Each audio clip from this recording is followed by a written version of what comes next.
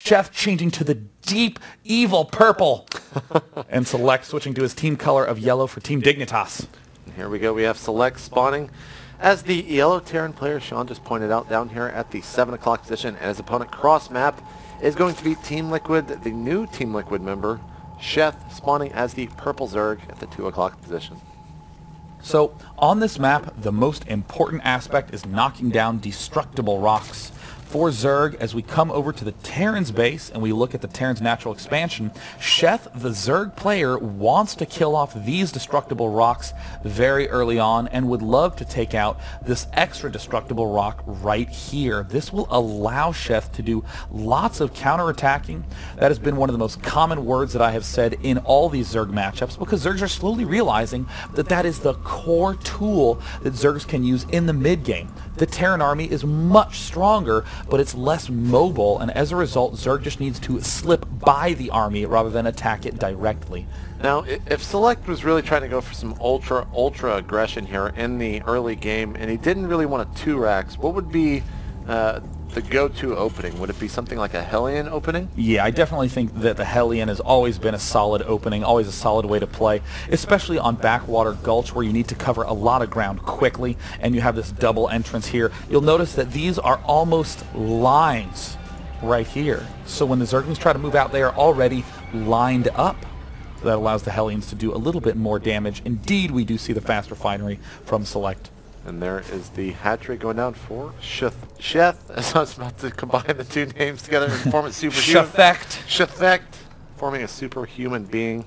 We're going to be seeing that pull here pretty soon. Now, how late is Sheth going to be getting this gas and this pull? And it looks like it's not going to be late at all. It's going to be going down right at 15 supply with the spawning pull.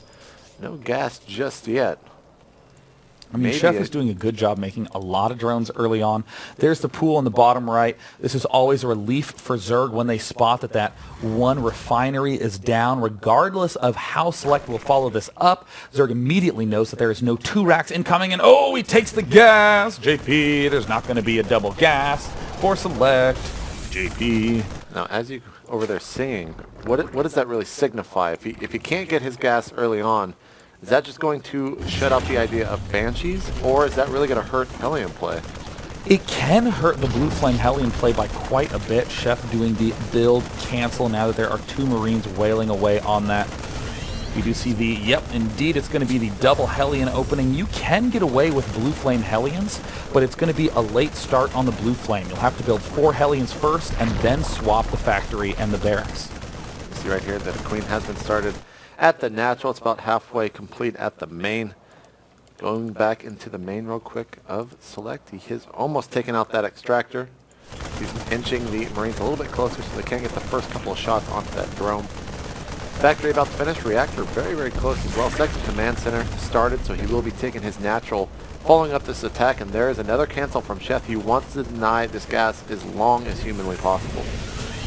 And there we see the pullback by this barracks. We see some Hellions now in production. 1 gets produced. There's number 2 en route. See a little bit of a late mule from Select. In camp Sheth, a Roach Warren plopping down immediately. Many players really enjoy doing the Queen Spinecrawler defense. It allows them to devote all of their larvae over to building nothing but those drones. However, Roaches allow the Zerg player to be a little bit more aggressive. And it looks like indeed Select is not going to be going for extra Hellions. Might just do the swap right now. We see another Marine getting produced. We see Stim going down. And there's Select preparing to do a very standard play. Big Marine tank.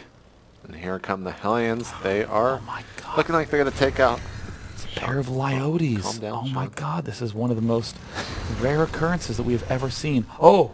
Select is even scared of them. You never want to cross the path of a Lyote, Sean. Especially not when one is eyeing the other in that manner. And we see the Zergling at the Zelnaga Watchtower gets taken down. Uh-oh. The Roaches do not care whatever for those Lyotes. They're just going to run straight by them, even crossing the path. The Hellions will see them. This is quite a few Roaches. The goal here is to try to get into Select's base, do some damage, and hopefully there's not going to be anything really that will counter it. But there is a Marauder out for Select. He has prepared for this. The Hellions getting into the natural. Managing to take out one drone, but those are cornered.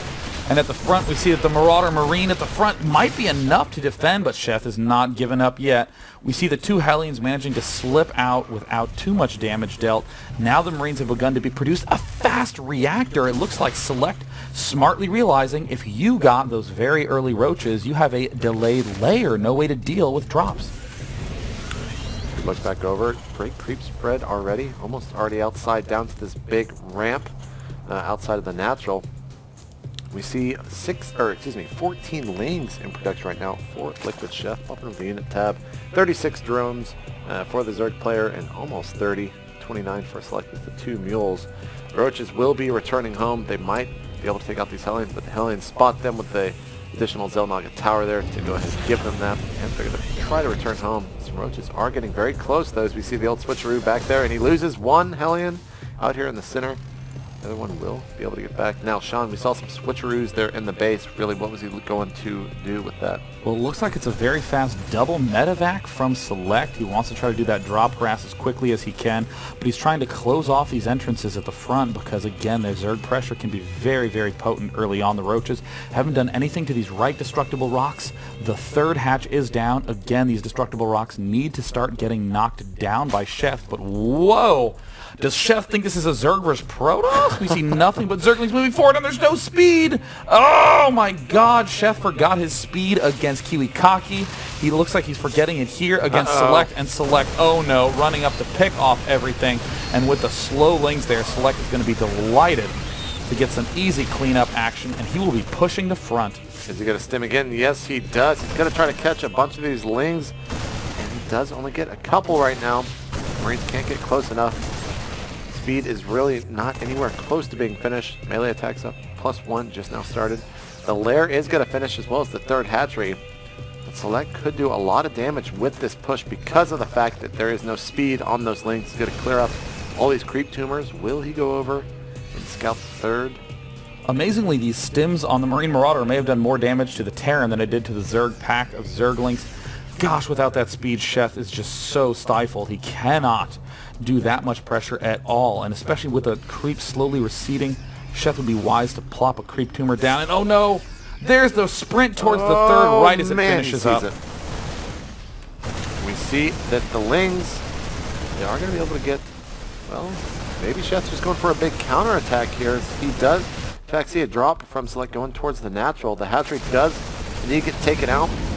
We look back in Select's base. He's actually prepared for it with a huge wall off. The drop is going to occur. Wow, it double drop both in the main and in the natural. This attack could do a ton of damage, Sean. The lings are trying to get in. Oh, and they sneak by him. Poor wall off by Select. Oh no, the Zerglings have gotten in the main, but the natural is being dropped. The main is being dropped. Select seems to have way more units in the main. But at the natural expansion, Sheth is doing some big pain to Select. This third command center, oh no! The third command center finishes, and in the main we see that the drone's getting absolutely obliterated. The Queen's now trying to step up to do some help. Sheth is in a very rough spot, down to 20 supply. Again, that is the tournament jitters we have seen from Sheth time and time again, getting the speed way too late, and there the pool falls down. The lings are coming back into the main. No energy on those medevacs though, and Select actually forgetting to pick up. He doesn't save 2 lone Marines. I was going to return home with these 4 medevacs. 19 drones on the map right now for the Zerg player. A total of 47 SCVs with a third command center, so that is 3 mules. Of course, he is losing a handful of SCVs here, though. We'll be able to clean it up.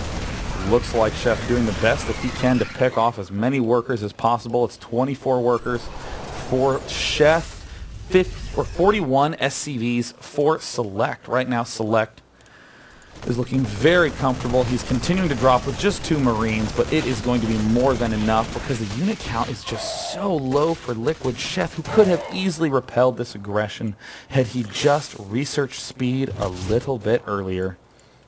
Now, how is Select going to follow this up? Looks like he's going to just use all his medevacs that he kept alive and go for a very small push here with Marines, and this just might be enough, Sean, to actually do a huge amount of damage. We do have some Mutalisc Scout, 1 on the field right now with the second one being produced here. A big counterattack. The Sheth is going to be approaching the natural here.